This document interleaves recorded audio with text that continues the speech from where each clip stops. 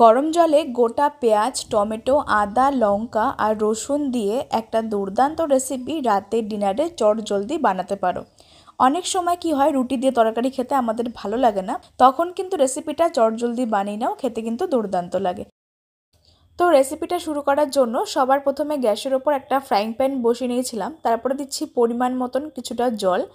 জলটাকে দিয়ে খুব ভালো করে গরম হয়ে গেলে এবার এর মধ্যে একে একে দিচ্ছি 4টে গোটা পেঁয়াজ, আর দিচ্ছি একটা টমেটো, 2 টুকরো বড় সাইজের আদার টুকরো, 15 থেকে 20 কোয়া রসুন আর 4টে শুকনো লঙ্কা। ঝালের পরিমাণটা তোমরা যেরকম খেতে পছন্দ করবে সেই মতন দিয়ে নেবে। সমস্ত গোটা সবজিগুলোকে দিয়ে নিয়েছিলাম, আর টমেটোটা মাঝখান থেকে একটু কেটে নিয়েছিলাম যাতে খুব সহজে সেদ্ধ হয়ে যায়। এবার এই সমস্ত কিছু ঢাকা দিয়ে রাখছি আর সেদ্ধ করে নেব প্রায় 10 মিনিট সময় নিয়ে। হাই ফ্লেমে প্রায় 10 মিনিট ঢাকা দিয়ে সমস্ত সবজিগুলোকে সেদ্ধ করে নিয়েছিলাম। তারপরে ফ্লেমটাকে বন্ধ করে দিয়ে সমস্ত কিছু একটা প্লেটের মধ্যে নামিয়ে নিচ্ছি। তোমরা কিন্তু কালারটা দেখেই বুঝতে পারবে সব কিছু কিন্তু বেশ নরম হয়ে গেছে। এবার একটা চিমটার সাহায্যে সমস্ত গোটা সবজিগুলোকে তুলে নিচ্ছি। সবজিগুলোকে তুলে নেওয়ার পর এবার এগুলো যখন একদম ঠান্ডা হয়ে যাবে তখন একটা বড় মিক্সিং জারের মধ্যে সমস্ত কিছু দিয়ে নিচ্ছি, আর তার সঙ্গে আমরা জিরেটাকে একসঙ্গে পেস্ট করব। তার জন্য এরকম ছোট চামচ মেপে 2.5 চামচ গোটা সাদা জিরে ব্যবহার করেছিলাম। এবার সমস্ত কিছু একটু জল দিয়ে খুব ভালো করে পেস্ট করতে হবে, যেন এর ভেতরে কোনো রকম শক্ত অংশ না থাকে। তার জন্য কিন্তু জলটা বেশি করে দিয়ে খুব ভালো করে পেস্ট করব। দেখতেই পাচ্ছ ঠিক এরকম করে একটা ঘন পেস্ট বানিয়ে নিয়েছিলাম। এবার অন্যদিকে নিয়েছিলাম 800 গ্রাম চিকেন। আমি এখানে চিকেনের পরিমাণটা নিজের প্রয়োজন মতন নিয়েছিলাম, তোমরা কম বেশি করে নিতে পারবে। চিকেনটাকে খুব ভালো করে ধুয়ে নেওয়ার পর এবার প্রথমে এর মধ্যে স্বাদ মতন নুন আর একটু হলুদ দিয়ে মাখিয়ে রাখবো। অনেক সময় রুটি দিয়ে খাওয়ার জন্য একঘেয়ে তরকারি খেতে আমাদের অনেকেরই ভালো লাগে না, তখন কিন্তু একদম চটজলদি আর খুব কম ঝামেলার মধ্যে আজকের রেসিপিটা এভাবে বানিয়ে দেখতে পারো। নুন হলুদটাকে দিয়ে এবার সমস্ত চিকেনের সঙ্গে খুব ভালো করে মাখিয়ে রাখছি, যাতে করে মাংসের মধ্যে নুনটা একদম প্রপারভাবে ঢুকে যায় আর খেতে যেন পানসে না হয়। তার জন্য নুনটাকে চেষ্টা করবে একটু বেশি পরিমাণে দিয়ে ভালো করে মাখিয়ে নেওয়ার জন্য। প্রায় 10 থেকে 15 মিনিট সময় নিয়ে চিকেনটাকে মাখিয়ে রেখেছিলাম। তারপরে গ্যাসের ওপর একটা কড়াই বসিয়ে নিয়েছিলাম। তারপরে দিচ্ছি 100 গ্রাম তেল, আর তেলটাকে আমি অর্ধেকটা সাদা তেল আর অর্ধেকটা পরিমাণে সর্ষের তেল মিশিয়ে দিচ্ছি। তবে তোমরা চাইলে পুরো রেসিপিটা সর্ষের তেল দিয়েও করতে পারো। সাদা তেল আর সর্ষের তেল মিশিয়ে আমি এখানে প্রায় 75 থেকে 100 গ্রাম তেল ব্যবহার করেছিলাম, তোমরা চাইলে কম বেশি করে নিতে পারবে। তারপরে এর মধ্যে ফোড়ন দিচ্ছি কয়েকটা গোটা গরম মশলা, যার মধ্যে রয়েছে এলাচ, দারচিনি, একটা বড় এলাচ, একটা স্টার অ্যানিজ, সামান্য পরিমাণে গোটা সাদা জিরে, আর দিচ্ছি একটা তেজপাতা, আর সামান্য পরিমাণে দিচ্ছি তেলের মধ্যে কয়েক দানা চিনি। এতে করে কিন্তু রান্নার একটা সুন্দর কালারও আসবে আর টেস্টটাও ব্যালেন্স হবে।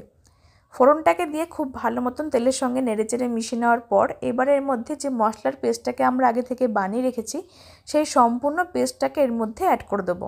আদা, রসুন, পেঁয়াজ, কাঁচা লঙ্কা সমস্ত পেস্টটাকে দিয়ে খুব ভালো করে মিশিয়ে নিতে হবে, আর মশলাগুলোকে খুব ভালো করে একটু সময় নিয়ে কষিয়ে নেব।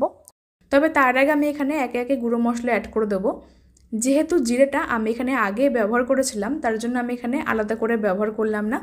এখানে দিচ্ছি পরিমাণ মতন কিছুটা কাশ্মীরি লাল লঙ্কার গুঁড়ো একটা কালারের জন্য, আর দিচ্ছি 1 টেবিল চামচ চিকেন মশলা, সামান্য পরিমাণে হলুদের গুঁড়ো, আর দিচ্ছি 1 টেবিল চামচ ধনে গুঁড়ো, আর সামান্য পরিমাণে একটুখানি মশলার জন্য নুনটাকে দিয়েছিলাম। যেহেতু চিকেনের মধ্যে আগে থেকে নুনটাকে মাখিয়ে রেখেছিলাম তার জন্য বেশি পরিমাণে অ্যাড করার দরকার নেই। এবার এই সমস্ত গুঁড়ো মশলাগুলোকে দিয়ে খুব ভালো মতো নেড়েচেড়ে মিশিয়ে নিচ্ছি, আর মশলাগুলোকে খুব ভালো করে কষতে হবে যতক্ষণ না পর্যন্ত তেল ছাড়তে শুরু করছে। 7 থেকে 8 মিনিট এইভাবে লো টু মিডিয়াম ফ্লেমে রেখে মশলাগুলোকে খুব ভালো মতন কষিয়ে নিয়েছিলাম, আর দেখতেই পাচ্ছ এর কালারটা কিন্তু চেঞ্জও হয়ে গেছে, তেল ছাড়তেও শুরু করে দিয়েছে। এবার এর মধ্যে ওই আগে থেকে নুন হলুদ মাখিয়ে রাখা চিকেনটাকে অ্যাড করতে হবে। ততক্ষণে তোমরা কমেন্টে জানিয়ে ফেলো যে আজকের রেসিপিটা তোমরা কে কোন জায়গা থেকে দেখছো, তাহলে আমি তোমাদের প্রত্যেকের কমেন্টে ধন্যবাদ জানাতে পারবো। আর আজকের রেসিপিটা যদি ফেসবুক পেজ থেকে দেখো তাহলে অবশ্যই ফুডিমিতা পেজটিকে ফলো করে দিও। খুব সিম্পল উপায় তোমাদের সঙ্গে রেসিপিটা শেয়ার করার চেষ্টা করছি, আশা করি তোমাদের রেসিপিটা খুবই ভালো লাগবে। আর যদি ভালো লেগে থাকে তাহলে অবশ্যই কিন্তু রেসিপিটা একটা লাইক করতে ভুলো না।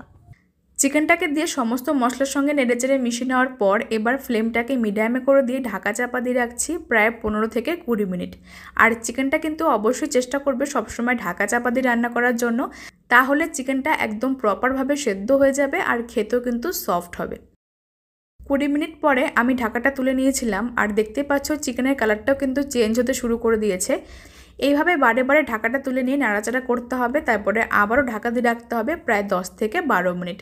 আর চিকেন রান্না করার সময় অবশ্যই কিন্তু চেষ্টা করবে এরকমভাবে অল্প অল্প করে ঢাকা চাপা দিয়ে রান্না করার জন্য, তাহলে কিন্তু চিকেনটা খেতে অনেকটা বেশি সফট হয় আর খেতেও দুর্দান্ত লাগে।